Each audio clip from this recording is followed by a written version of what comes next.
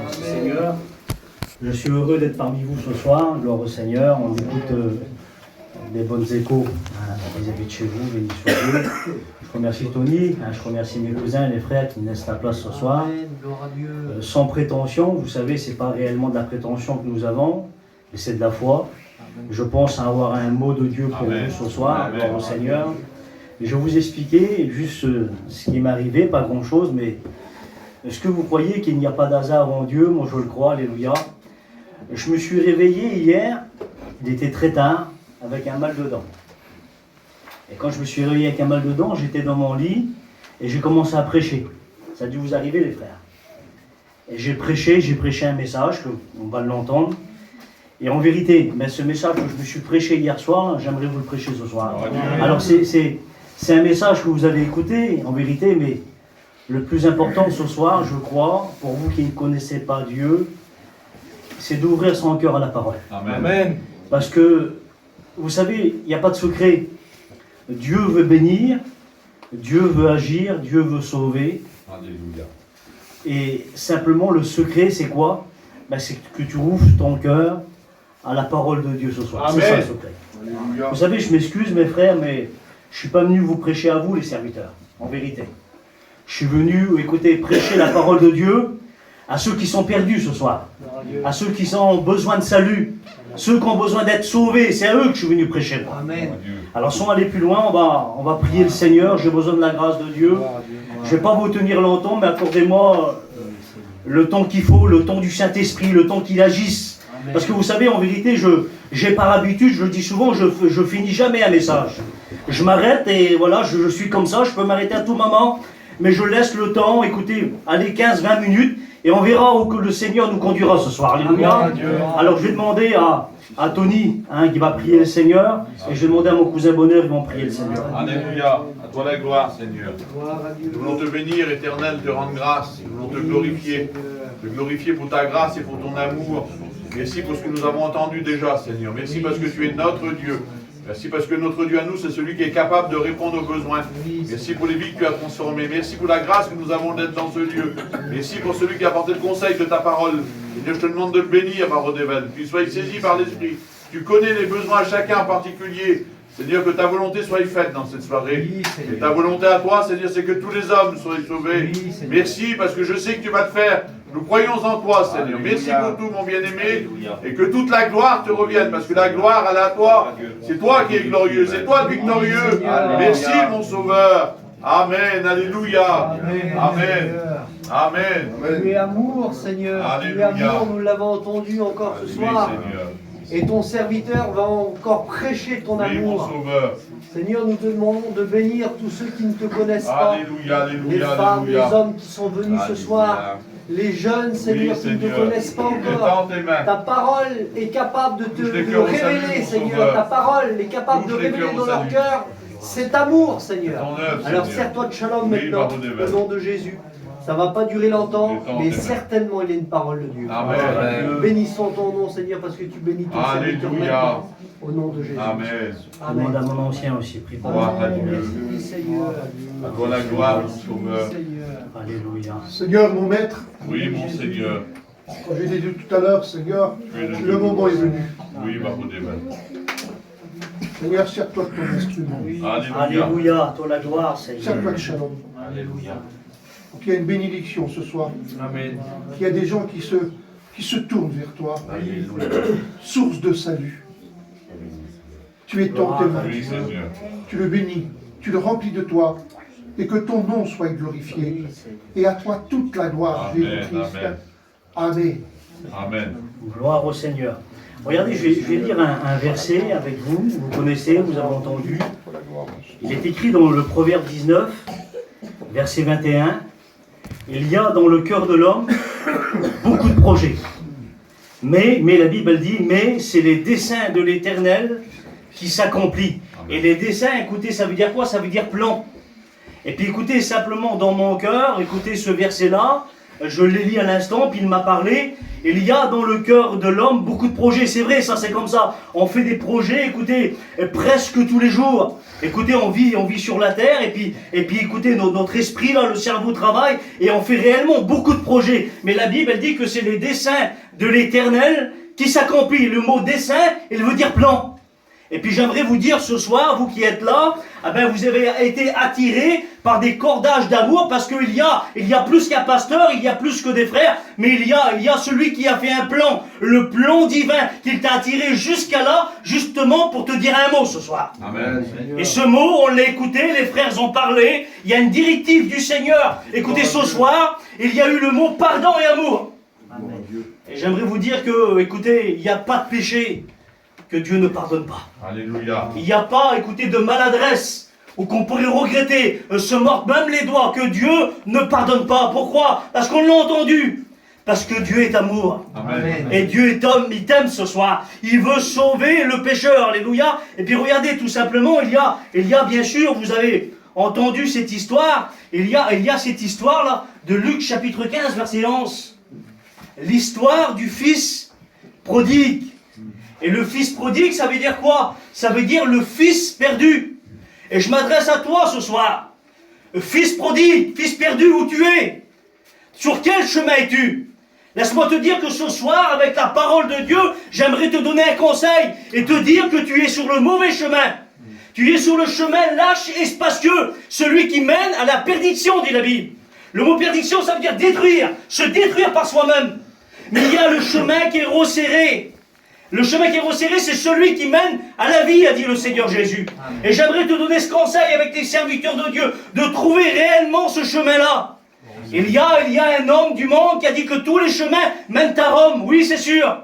Il n'y a pas de problème. Mais laissez-moi vous dire qu'il y a un seul chemin qui mène au ciel. Alléluia. C'est celui-là de Jésus. Gloire à Dieu. Jean 14, 6, je suis le chemin, dit le Seigneur. Le chemin qui nous amène au ciel. Et j'aimerais te le dire, nous te le présenter ce soir. Alors la Bible dit dans Luc chapitre 11, qu'il y avait un homme qui avait deux fils. Et dans cette parabole-là, écoutez, je vais pas tout vous énumérer la parabole. C'est une parabole extraordinaire, elle est complète. Et là, la Bible, elle dit qu'il y avait un homme. Et l'homme, écoutez, c'est le Père, c'est Dieu. La Bible dit qu'il y avait un homme qui avait deux fils. Et le plus jeune, écoutez, je lis avec vous. Le plus jeune dit à son père, « Mon père, donne-moi la part de mes biens qu'il doit me revenir. » Écoutez, il fait un projet, cet homme-là. Il demande la part de ses biens qu'il devait lui revenir. Et la Bible dit ça. Il dit que peu de jours après, regardez, ça va vite. Peu de jours après, le plus jeune s'en va. Il part pour un pays éloigné. Il nous représente le monde. Mais j'aimerais juste vous dire quelque chose. Juste pour vous dire, de vous parler réellement avant du pays éloigné qui nous représente le monde, j'aimerais vous parler un instant de ce qu'il a quitté. La Bible, elle dit que, je me suis fait cette réflexion, bonheur. La Bible dit qu'il était dans la maison du Père. Seigneur, en quelques mots, il n'avait pas compris, cet homme-là, que réellement il pensait de trouver mieux ailleurs. Il pensait de trouver mieux ailleurs que la vie spirituelle, que la vie chrétienne, que les choses de Dieu. Il fait un projet, il s'en va. Il était dans la maison du Père. La maison du Père, il y a quoi? Il y a le salut. Amen. Allez-vous faire plus important que le salut? Le salut, écoutez, il n'y a pas plus important que le salut. Le salut, ça veut dire hors de danger. Le salut, ça veut dire mettre en sécurité. Écoutez, on a besoin de salut. L'homme a besoin de salut. On est tous pécheurs privés de la gloire de Dieu. Mais la Bible, elle dit par son amour, car Dieu a tellement aimé, qu'il a donné le moyen d'être sauvé, le salut. Amen. Et dans la maison du Père, il y avait le salut. Mais lui, il n'avait pas compris, il est parti.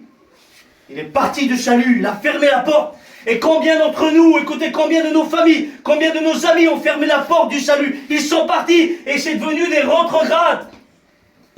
Il y a dans la maison du Père, il y a la joie. Aujourd'hui, on va chercher un peu de joie dans le monde. On va chercher ce qu'on appelle la joie pour être satisfait à maman. Et puis pourquoi? C'est toujours quoi? C'est toujours à recommencer. Et ça veut dire que la joie, écoutez, il y a un nom à la joie. La lettre de Jésus, ça commence par un G, et la joie, c'est aussi la lettre G. Seul Jésus peut donner la joie. Amen. Amen. Gloire à Dieu. Il ne l'avait pas compris des parties, lui. Il y a dans la maison du Père le bonheur. Le bonheur, écoutez, le bonheur, mais pas le bonheur du monde, réellement le bonheur là, de satisfaire un cœur, de dormir tranquille, d'avoir cette sécurité du salut, réellement le bonheur. Le cantique dit quoi? Si tu veux le bonheur, le vrai bonheur, laisse entrer Jésus dans ton cœur. Il avait le bonheur dans la maison. Il y avait quelque chose d'extraordinaire dans la maison du Père. Il y avait ce qu'on appelle la présence du Père. Seigneur, sa présence. Il est écrit dans le psaume, vaut mieux un jour dans ses parvis que 1000 ailleurs, la présence du Père. Il y a quelque chose d'extraordinaire, la présence du Père dans la maison. Et peut-être ce soir, il y en a qui étaient peut-être dans cette présence, qui sont partis à cause des problèmes de la vie, des difficultés, à cause, écoutez, des projets, ils sont éloignés de cette présence. Et aujourd'hui, tu es malheureux. Parce que tu ne ressens plus la présence du Seigneur comme tu la ressentais autrefois. Tu es devenu, excusez-moi, ce qu'on appelle rétrograde. Tu as reculé un peu en arrière et tu t'ennuies peut-être de cette présence. Tu voudrais revenir. Et laisse-moi te dire que le Seigneur Jésus, le Seigneur Dieu, il a les bras tendus vers toi ce soir. Il veut vraiment t'aider et te sauver. Il y a toutes ces choses dans la maison du Père. La Bible dit qu'il part, il quitte la maison du Père pour aller justement dans un pays éloigné qui représente le monde. Vous savez qu'il y a dans le monde ce qu'on appelle un tableau noir. Parce que le monde n'est pas que lumière. Le monde n'est pas que feu d'artifice. Il y a réellement le tableau noir. Je vais vous l'expliquer en un mot. Il y a ce qu'on appelle dans le tableau noir du monde, il y a ce qu'on appelle l'angoisse. Ça, c'est le tableau noir du monde. L'angoisse aujourd'hui, l'angoisse, elle touche, écoutez, tout le monde, elle touche. Elle touche même les enfants, elle touche les parents, elle touche l'adolescent. Voilà ce que l'angoisse fait. Elle fait des ravages dans les familles. Il y a des enfants, écoutez, vous ne le savez peut-être pas, mais il y a vos enfants qui sont couchés le soir, ils sont remplis d'angoisse.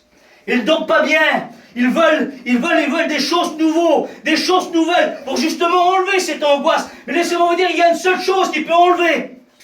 Il s'appelle Jésus. Amen. Comme il met la main dans un cœur, comme il fait ça, comme il met la main dans une vie, dans un foyer, dans un cœur, chez quelqu'un, il fait quelque chose d'extraordinaire. Il enlève tout ce qui est mal. Il enlève la haine. Amen. Il enlève l'angoisse. Il enlève le trouble. Il enlève ton péché, oui, il enlève ton péché. Parce que la Bible dit que le sang de Jésus, écoutez, il purifie de tout péché. C'est bon, mon frère. Il enlève tout. Il veut réellement bénir ta vie ce soir. Et cet homme-là, il fait un projet, il part dans le monde en pensant trouver mieux ailleurs. Et puis la Bible, elle dit quoi? Elle dit que comme il est justement dans ce monde, dans ce pays éloigné qui représente le monde, la Bible dit qu'il va justement dépenser tous ses biens. Écoutez, je passe l'histoire. Il va dépenser tous ses biens, il va se trouver dans la famine. Il va mourir de faim, lui. Dans le sens spirituel, il va mourir de faim. Il va avoir faim. Il va avoir soif. Il va avoir soif et faim de justice. Il va avoir faim réellement il va s'ennuyer de la présence de son Père. La Bible dit qu'il va chercher un moyen. Il va se mettre au service d'un habitant. Quel mauvais choix, Seigneur. Il va se mettre au service d'un habitant. Il meurt de faim, le monde s'effamine, il va se mettre au service d'un habitant. Mais c'est qui cet homme? C'est moi vous dire que dans le monde, écoutez, on a une personne qu'on appelle l'ennemi. Le diable, il est redoutable. Et comme cet homme, il croyait trouver quelque chose mieux que la maison de son père, l'habitant là, ben il va se mettre à son service. Mais qu'est-ce qu'il va faire l'habitant, lui? Il va le mettre, écoutez, au service pour garder les pourceaux. Voilà qu'est-ce qu'il fait le diable. Voilà qu'est-ce qu'il fait l'ennemi. Il ne veut pas nous mettre sur le piédestal, lui. Il veut nous rabaisser, nous humilier. Et voilà qu'est-ce qu'il fait cet homme. Il va le mettre, écoutez, il n'y a pas pire qu'un homme d'être, écoutez, en train de garder les pourceaux. Mais Seigneur, il y a une chose extraordinaire.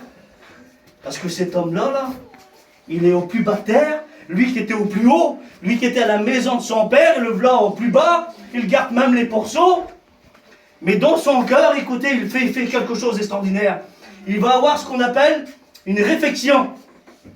Il va prendre une décision extraordinaire. Amen. Il va penser, écoutez, à la maison de son Père. Et j'aimerais ce soir, toi qui es là, toi qui ne connais pas Dieu, peut-être que toi tu es rétrograde, j'aimerais que tu penses un peu à la maison de ton Père. Parce qu'à la maison de ton Père, il y a du bien en abondance. Lui, il était dans la famille. Il y a des pains en abondance pour toi. Amen. La Bible dit qu'il va avoir une réflexion. Et puis il va dire, combien d'ouvriers chez mon Père ont du pain en abondance? Il va dire, j'irai, je m'élèverai, j'irai vers mon Père. Amen. Et la parole de Dieu, vous connaissez, il va y aller. Et la Bible dit ça, écoutez, Luc chapitre 15, verset 20, c'est là que c'est extraordinaire. Malgré qu'il a péché, malgré qu'il a désobéi, malgré qu'il a frotté, écoutez, qu'il s'est trompé, la Bible dit que le Père, lui, il va le voir, il va l'attendre sur le chemin. Gloire à Dieu. Seigneur, c'est-à-dire que le Père, il ne va pas le rejeter, alors malgré ce qu'il a fait, non. La Bible dit que le Père, comme il va le voir, il va courir à l'avant, il va le prendre dans ses bras. C'est le pardon de Dieu, c'est ce qu'on a écouté avec les frères, l'expérience de Pounel, le pardon de Dieu par amour. J'aimerais te dire que le Seigneur Dieu veut te pardonner ce soir, il veut te prendre dans ses bras. La Bible dit quoi? Elle dit que quand il va le voir, il va le prendre dans ses bras, et puis il va faire quelque chose. La Bible dit qu'il va lui donner la plus belle robe. Amen. Ça s'appelle quoi, frères et sœurs, amis? Ça s'appelle la robe du salut. La robe blanche que le Seigneur veut t'offrir ce soir. La Bible dit qu'il va lui donner des sandales. Pourquoi des sandales? Parce qu'écoutez, il marchait pieds nus. Et comme on marche pieds nus, ça veut dire le symbole de l'esclavage. Et on est tous esclaves du péché. Mais par amour, écoutez, il veut te sauver. Il veut te sauver ce soir. Il redonne des sandales. Puis la Bible dit qu'il va tuer le veau gras. Ça s'appelle la réjouissance. Amen. Alors laissez-moi vous dire, on a un mot ce soir. Dieu par amour, il a plus que le veau gras pour toi. Il a plus. Il a donné plus que le veau gras. Il a donné son fils par amour. Gloire à Dieu. Ce soir, c'est pas le veau gras, mais c'est son fils qui est mort pour toi. Amen. Et il t'aime ce soir. Amen. Il veut réellement te sauver. Alors, écoutez simplement. Alors, juste pour vous dire ceci. Le message, c'est ça, c'est que. Je ne vais pas vous tenir longtemps, accordez-moi encore 10 minutes. Gloire à Amen. Dieu. Mais juste pour comprendre quelque chose. Shalom, tu es en train de me dire là qu'il y a un homme qui est parti, qui est pécheur, qu'il est parti loin de la maison, mais il a eu une réflexion, il a décidé, il avait compris qu'il avait péché, il s'est levé lui-même, il a couru dans la maison de son père, et puis son père l'a pardonné. Merci Seigneur, mais tu es en train de me dire qu'il s'est levé, il a eu le courage de se lever. Oui, c'est ça. Et peut-être dans ton cœur, tu te dis, mais moi, je n'ai pas le courage de me lever. Je n'ai pas le courage de venir chez mon Père ce soir. Je n'ai pas le courage de lever la main. Je n'ai pas le courage de dire oui au Seigneur. Moi, je n'ai pas le courage. Lui, il l'a fait, c'est bien, Shalom. Mais lui, il l'a fait, moi, je ne peux pas. Là, j'aimerais te prouver par la Bible que le Seigneur Jésus, écoutez, c'est pas toi qui vas venir vers lui. C'est lui qui vient vers toi ce soir. Amen. Et il y a une parabole, écoutez, parallèle. Vous la connaissez certainement. Luc chapitre 10, écoutez, verset 31, il y a ce qu'on appelle la parabole du bon samaritain. La Bible nous dit quoi? Elle nous dit qu'il y avait un homme là. Alors on peut représenter pareil. Il était quoi? Il était à Jérusalem lui. Alors Jérusalem aussi c'est la maison du Père. Parce que Jérusalem c'est la ville sainte. C'est la ville du grand roi. C'est la ville du bonheur. Écoutez, c'est le spirituel à Jérusalem. Et la Bible dit aussi que lui il va descendre à Jéricho. Il y a dans le cœur de l'homme beaucoup de projets. Il va partir. Il va partir de la maison justement où il était, Jérusalem. Et la Bible elle dit quoi? Quand il va partir, il va tomber au milieu des brigands qui vont le dépouiller, le charger de coupe et le laissant à demi-mort. Et ça encore, c'est une représentation du diable, de l'ennemi. C'est ce qu'il veut faire réellement. Voilà les projets qu'il a pour toi. J'aimerais que tu réalises ce soir les projets de Dieu et les projets du monde. La Bible dit quoi? Qu'ils vont le laisser, écoutez, à demi-mort sur le chemin. Et la parole de Dieu, elle continue. Il y a ce qu'on appelle un sacrificateur qui va passer. Excusez-moi les pasteurs. Je le représente comme un pasteur. Il va passer, et puis la Bible dit que cet homme-là, mettez-vous dans le contexte, sa maman. Il est en train de mourir. Il a pris des coups. Le monde y a fait mal. Le diable y a fait mal. Je ne sais pas par où tu passes, moi. Je ne sais pas si le monde t'a fait mal. Je ne sais pas si l'ennemi t'a fait mal. Je ne sais pas si ta famille t'a fait mal. Je ne sais pas par où tu passes. Mais la Bible dit que le sacrificateur, quand il va le voir, il va passer outre. Et puis certainement, je m'excuse, mais parfois on est un petit peu maladroit, nous les pasteurs, je me prends moi le premier. Mais des fois, dans des foyers qui a besoin, mais des fois on passe un peu outre aussi. On passe à côté. On ne va pas toujours à la bon endroit. Puis certainement, tu t'es dit dans ton cœur, le mois dernier ou il y a quelques mois, mais pourquoi que le pasteur a passé à côté? Pourquoi qu'il n'est pas venu vers moi? Pourtant, j'avais besoin. Et la Bible dit que cet homme, il va passer où? Il y a un deuxième pasteur qui passe. Un lévite.